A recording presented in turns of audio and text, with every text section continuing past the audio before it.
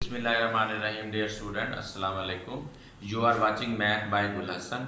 आज हमारा lecture number 8 है, जिसमें हम टाइप्स ऑफ फंक्शन जो है वो डिस्कस करेंगे। देखें, एक्सरसाइज 1.1 के जो बाकी क्वेश्चन हैं वो मैं इसके बाद करवाऊंगा, टाइप्स ऑफ फंक्शन के बाद, क्योंकि कुछ जो है वो बेसिक नॉलेज चाहिए फंक्शन की टाइप्स का उसमें ना, तो इसलिए ये पहले हम टाइप्स ऑफ फंक्शन देखते हैं। तो जो हमारे पास 12 टाइप्स ऑफ फंक्शन है। There are 12 types of function.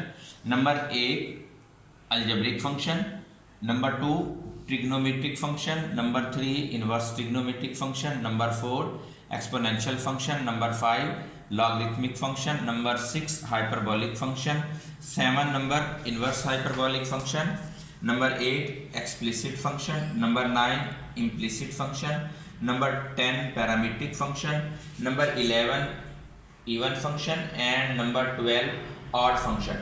अब ये जो अलजेब्रिक फंक्शन है इसकी मज़ीद 5 टाइप्स हैं।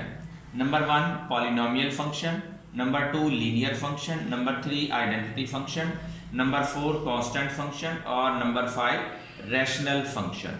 अब हम पहले अलजेब्रिक फंक्शन की जो 5 टाइप्स हैं इनको डिस्कस करते हैं। Algebraic function are those function which are expressed by algebraic expression. तो ये इसकी टाइप्स थी। पहली टाइप देखें, polynomial function. Polynomial a function p of the form px equal an xn plus an minus 1 xn minus 1 plus an minus 2 xn minus 2 plus so on a1x plus a not for all x is called algebraic function.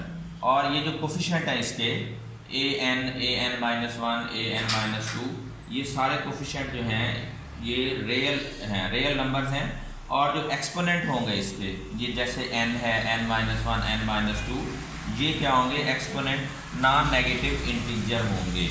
अब देखिए, जैसे मैंने एक type लिखी है algebraic function की, एक example px equal 3x5 plus 8x4 minus 9x³ plus 12x² plus 9x minus 11। ये अलजेब्रिक फंक्शन है और इसका जो लीडिंग कोफिशिएंट है हमारे पास वो है 3, क्योंकि इसकी जो हाईएस्ट पावर है वो 5 है, हाईएस्ट पावर 5 है। और उसका लीडिंग कोफिशिएंट ये x5 के साथ जो कांस्टेंट मल्टीप्लाई हो रहा है वो इसका लीडिंग कोफिशिएंट होगा, वो 3 है। और इस पॉलिनोमियल फंक्शन की डिग्री जो है वो 5 है, इसकी डिग्री 5 है। ठीक हो गया। तो इसके जो सारे के सारे एक्सपोनेंट हैं ये नॉन नेगेटिव इंटीजर होंगे। जैसे मैं ये एक्सप्रेशन लिखता हूँ f of x equal 3x power 4/5 plus 8x² plus 9। अब ये जो एक्सप्रेशन है ये पॉलिनोमियल नहीं है, क्योंकि x का जो एक्सपोनेंट है 4/5 ये नॉन नेगेटिव इंटीजर नहीं है, ये रैशनल नंबर है, इसलिए ये पॉलिनोमियल नहीं होगा। ये एक्सप्रेशन जो है पॉलिनोमियल नहीं होगा। तो इसमें ये जो पॉलिनोमियल हमने लिखा है इसकी लीडिंग कोफिशिएंट 3 है और इसका एक्सपोनेंट जो होगा वो 5 होगा। इसके बाद लीनियर फंक्शन क्या होगा? अगर किसी फंक्शन की डिग्री 1 हो, if the degree of polynomial function is 1 then it is called a linear function. जैसे ये देखें f(x) equal, general example ax plus b, इसमें a 0 नहीं होना चाहिए। अगर a 0 हो जाएगा तो ये पहली टर्म 0, a 0 तो पहली टर्म 0, तो बाकी कांस्टेंट बन जाएगा, इसलिए a 0 नहीं होना चाहिए। इसकी ये पर्टिकुलर एग्जांपल है y इक्वल 5x माइनस 9। तो ये क्योंकि डिग्री जो है x की 1 है, पावर 1 है, इसलिए ये लीनियर फंक्शन है, ये लीनियर फंक्शन है। नेक्स्ट नंबर 3 है identity function. A function f from x to x, दो सेट है हमारे पास, एक सेट x है दूसरा भी x, डोमेन भी x है और को डोमेन भी x है। तो फंक्शन f जो है हम इस सेट x से x में ले रहे हैं, इसको आइडेंटिटी कहेंगे। अगर इसका जो भी एलिमेंट होगा फंक्शन जब उस पर अप्लाई करेगा तो वही एलिमेंट उसका आंसर आएगा। जैसे अगर ये फॉर एग्जांपल अगर फंक्शन 2 पे अप्लाई होता है तो आंसर 2 आएगा, अगर फंक्शन पॉइंट -9 पे अप्लाई होता है तो आंसर उसका -9 आएगा। इसको हम आइडेंटिटी फंक्शन की वजह से इसको मैं i से भी रिप्रेजेंट कर सकता हूँ। A function i from x to x, if ये f को कैंसल आउट कर लें, इधर i लिख सकते हैं आप, i ऑफ 2 इक्वल टू, यानी कि जब आइडेंटिटी फंक्शन जो है जिस भी पॉइंट पे वो अप्लाई होगा फंक्शन, उस पॉइंट को वो एज इट इज़, उस पॉइंट के ऊपर कुछ भी नहीं होगा, वो पॉइंट एज इट इज़ आ जाएगा। मसलन 2 पे आइडेंटिटी फंक्शन अप्लाई होगा तो आंसर 2 आएगा। -9 पे आइडेंटिटी फंक्शन को जब हम अप्लाई करेंगे तो आंसर आएगा -9। नंबर 4 है हमारे पास। देखिए हमारे पास दो फंक्शन ले लें हम, दो सेट्स हैं x एंड y। ये दोनों सेट रियल नंबर के हैं। A function c from x to y is called a constant function if c of x equal a for all x belong to x and a belong to a constant है। इसका मतलब ये है कि आप domain का कोई भी नंबर उठाएंगे, डोमेन से कोई भी पॉइंट लेंगे, रेंज का एक ही नंबर आएगा a, कांस्टेंट a। जैसे मैं इसका ग्राफ जो बनेगा कांस्टेंट फंक्शन का वो हमेशा हॉरिजॉन्टल लाइन होगी। कांस्टेंट फंक्शन का ग्राफ जो होगा वो हॉरिजॉन्टल लाइन होगा। जैसे देखें डोमेन से मैंने लिया है 7.7 लिया, जब कांस्टेंट फंक्शन 7 पे अप्लाई करेंगे तो आंसर आएगा 1। इसी तरह मैं दूसरा पॉइंट ले लेता हूँ 9, जब कांस्टेंट फंक्शन 9 पॉइंट पे अप्लाई होगा तो आंसर फिर भी 1 आएगा। जब -20 पे अप्लाई होगा फिर भी 1, 35 पे अप्लाई होगा फिर भी 1। देखें तो डोमेन रेंज आ रही है हमारे पास 1। x की जो मर्जी वैल्यू ले लो, x0 ले लो तो y हमारे पास आएगा 1, x2 ले लो y फिर भी 1 आना है, x4 ले लो y फिर भी 1 आएगा, x जैसे मैंने -20 लिया y फिर भी 1 आएगा। तो ये कांस्टेंट फंक्शन हो गया। नेक्स्ट नंबर 5 है रैशनल फंक्शन। अगर हम दो पॉलिनोमियल्स को डिवाइड करते हैं तो इस फंक्शन को हम कहते हैं रैशनल फंक्शन। तो यही डेफिनेशन लिखी हुई है, a function R X of the form P X over Q X where both P X and Q X are polynomials and Q X not equal 0। और ये जो नीचे डिनोमिनेटर है ये 0 नहीं होना चाहिए। तो ये एक एग्जांपल है, देखें ऊपर भी पॉलिनोमियल है पी एक्स, नीचे भी पॉलिनोमियल है, तो इस फंक्शन को हम कहेंगे रैशनल फंक्शन। टाइप 2 है जी ट्रिग्नोमेट्रिक फंक्शन। ट्रिग्नोमेट्रिक फंक्शन जो है ये सर्कल से रिलेट करते हैं। ये देखिए हमारे पास एक यूनिट सर्कल है, इसमें हम एक पॉइंट ले लेते हैं पी एक्स वाई। तो अगर देखें यूनिट सर्कल में ये perpendicular square plus base square equal hypotenuse square. तो हमारे पास ये होता है cos square x plus sine square x fundamental identity equal ये base square plus perpendicular square equal hypotenuse 1 के इक्वल है। तो यानी ये पॉइंट हम ले सकते हैं, x की वैल्यू cos x और y की वैल्यू जो है वो sin x आ सकती है। तो ये हम इस तरह से डिफाइन करते हैं इसको, y equal sin x। Domain of the trigonometric function sin x की डोमेन क्या होगी, पूरी रियल लाइन होगी। यानी कि ये आप इस पॉइंट को घुमाते जाएंगे, एंगल की वैल्यू चेंज होती जाएगी। अगर ये मैं पॉइंट लेट से इधर कर लेता हूँ तो x की वैल्यू जो होगी ये हमारे पास ये एंगल बढ़ जाएगा, यानी कि ये 90 प्लस हो जाएगा एंगल। यहाँ पे जो है वो 45 तकरीबन है, इधर ले आएंगे तो ये 90 प्लस हो जाएगा। तो रेंज जो है इसकी पूरी रियल लाइन होगी, डोमेन में पूरी रियल लाइन आएगी। और इसकी जो रेंज है -1 से 1। अगर ये पॉइंट यहाँ आता है तो -1 वैल्यू होगी। अगर पॉइंट इधर रखते हैं तो x की मैक्सिमम वैल्यू जो x की मैक्सिमम वैल्यू यहाँ से ये हमारे पास -1 और ये रेंज है। इधर देखें ये मिनिमम वैल्यू कितनी आ रही है -1 और मैक्सिमम वैल्यू आ रही है 1। तो रेंज -1 से 1 आ गई। इसी तरह y इक्वल cos x, इसकी डोमेन पूरी रियल लाइन है और रेंज है -1 से 1। इसी तरह y इक्वल tan x, इसकी डोमेन में ये x belong to r and x not equal odd multiple of π/2। यानी कि आप tan में ये वाला इस लाइन के ऊपर जितने भी एंगल बनते हैं वो 90 के मल्टीपल है। π/2 इधर ये π/2 3π/2 5π/2, तो ये ऑड मल्टीपल ऑफ 90, क्योंकि 90 पर टेंजेंट अनडिफाइंड हो जाता है तो इसलिए ये उसमें से डोमेन में से ये एंगल एक्सक्लूड कर देंगे। तो इसकी रेंज पूरी रियल लाइन होगी। तो ये y इक्वल tan x, इसकी डोमेन में से ये वाली लाइन, इस लाइन पर जितने भी एंगल बनते हैं यानी ये ऑड मल्टीपल ऑफ 90 है, उनको हम एक्सक्लूड कर देंगे। y equal cot x, cot x जो होता है वो हमारे पास किसके इक्वल होता है, cos x over sin x। इसी तरह tan x जो है ये होता है जी sin x over cos x। क्योंकि इसमें डिनोमिनेटर कब 0 होगा, जब आप cos 90 पुट करेंगे तो cos 90 0 होता है, और cot कब 0 होगा, जब sin 0 होगा। तो x एक्सिस के ऊपर जितने भी एंगल बनते हैं वहां पर sin 0 होता है, और y एक्सिस पर जितने भी एंगल बनते हैं वहां sin की वैल्यू 0 होती है। और इधर sin की वैल्यू 1 और इधर जो है cos की वैल्यू 1 और इधर sin इधर cos 0 होता है। तो इसलिए यहाँ पर cot x y equal cot x, आप इसकी डोमेन में ये एन पाई को एक्सक्लूड नहीं, इसको एक्सक्लूड कर देंगे तो रेंज आएगी real number R. Y equal secant X, secant X जो है ये 1 ओवर कॉस एक्स होता है। देखो इसमें कॉस नीचे डिनोमिनेटर tan में आ रहा है, तो इसकी डोमेन सीकेंट की डोमेन और tan की डोमेन वो सेम है, x not equal 2n+1 pi over 2। और इसकी जो रेंज होगी देखिए -1 से 1 तक ये रेंज है जी साइन x और cos x की। और ऐसे तमाम नंबर जो -1 के इक्वल हो या -1 से छोटे हों वो उनकी वैल्यू सीकेंट x ले सकता है। और इसी तरह ऐसे तमाम नंबर जो 1 के इक्वल या 1 से बड़े हों तो वहाँ भी सीकेंट x की वैल्यू आ सकती है। तो इसकी जो रेंज होगी सीकेंट x की जो रेंज होगी -1 से कम या -1 के इक्वल और 1 से बड़ी वैल्यू या 1 के इक्वल। इसी तरह ये कोसिकेंट x जो है, कोसिकेंट x की जो डोमेन आएगी वो आएगी x नॉट इक्वल n पाई और होल रियल लाइन में से ये वाले एंगल निकाल देंगे और इसकी रेंज भी वही होनी है जो कोसिकेंट x और सीकेंट x वाली रेंज होनी है। नेक्स्ट है हमारे पास इन्वर्स ट्रिग्नोमेट्रिक फंक्शन। तो इन्वर्स ट्रिग्नोमेट्रिक फंक्शन को हम इस तरह से डिफाइन कर सकते हैं y equal sine inverse x। इसकी डोमेन जो होगी वो होगी -1 to 1 और रेंज आ जाएगी जी -π/2 से π/2।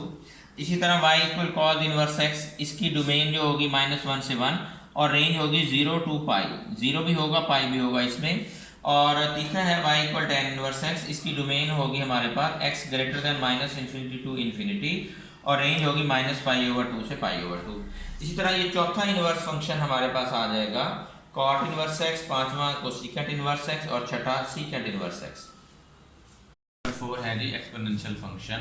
ऐसा फंक्शन जिसमें वेरिएबल जो है वो पावर में आ जाए तो उस फंक्शन को हम कहते हैं एक्सपोनेंशियल फंक्शन। जैसे y इक्वल 2 पावर x या y इक्वल e⁻2x। तो ये इसकी डेफिनेशन है, a function in which variable appears as exponent is called exponential function. जैसे यहाँ वेरिएबल x है और वो पावर में आया होगा या एक्सपोनेंट में आया होगा।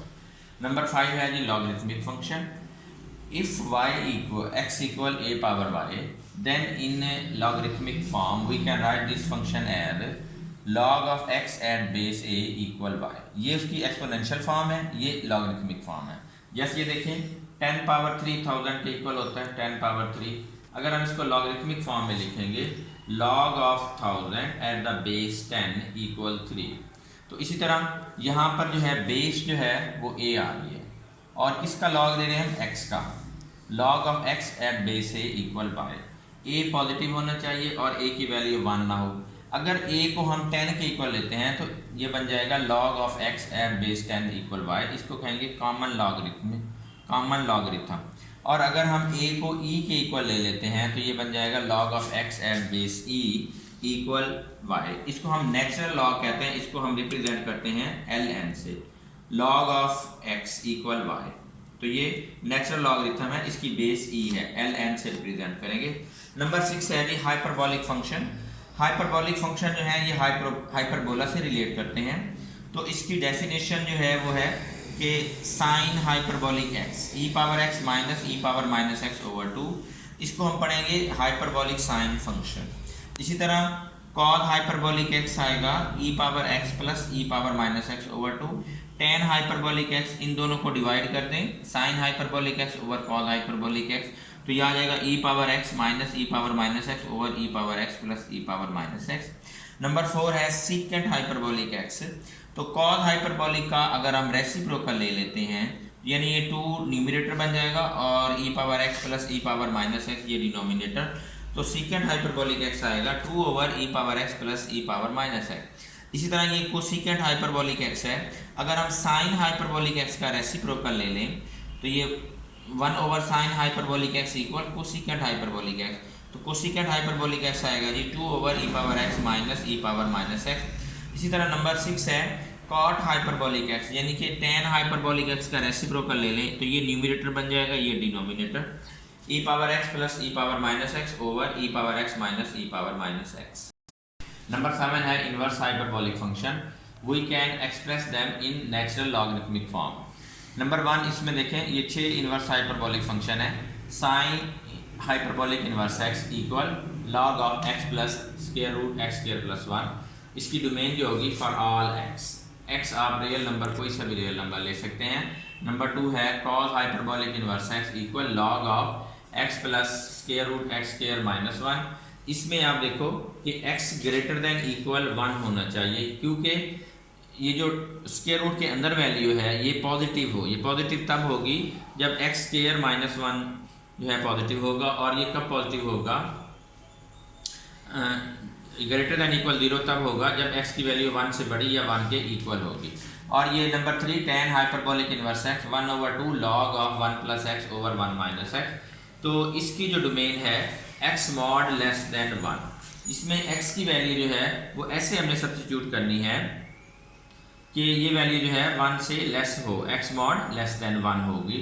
और cot hyperbolic inverse x 1/2 log of 1 plus X over x minus 1, और इसकी डोमेन जो है x मॉड ग्रेटर देन 1 होनी चाहिए। और second hyperbolic inverse x equal है log of 1/x plus square root 1 minus X square over x for all x greater than 0 less than equal 1।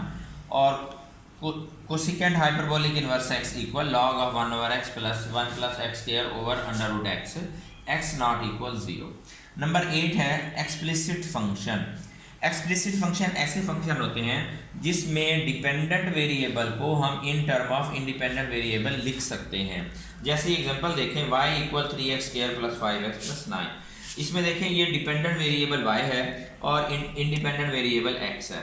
तो ये y जो है कंप्लीट डिपेंड कर रहा है x पर, तो y को हमने in term of independent variable x लिखा। तो ऐसा फंक्शन जिसमें इंडिपेंडेंट वेरिएबल को हम in term of dependent variable लिखेंगे उसको हम कहेंगे एक्सप्लिसिट फंक्शन, यानी डिपेंडेंट वेरिएबल अलग होगा, इंडिपेंडेंट वेरिएबल अलग होगा।